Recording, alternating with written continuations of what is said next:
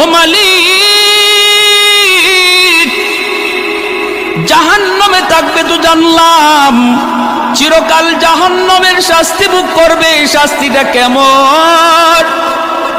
আল্লাহ বলে ভয়ঙ্কর শাস্তি, ভয়ঙ্কর। সাধারণ জাহান্নামীরা এত শাস্তি পাবে না যতটা শাস্তি পাবে একজন খুনি। জাহান্নামের ভিতরে সে এতটাই কষ্টে থাকবে। জাহান্নামের আযাবেরও ধরন আছে রে ভাই, সবার আযাবের ধরন কিন্তু একরকম নয়। আল্লাহ বলেন, দুনিয়াতে যারা ইচ্ছাকৃত কেউ কাউকে খুন করলো, জাহান্নামের ভিতরে তার আযাবটা হবে সবচেয়ে বেশি যন্ত্রণাদায়ক।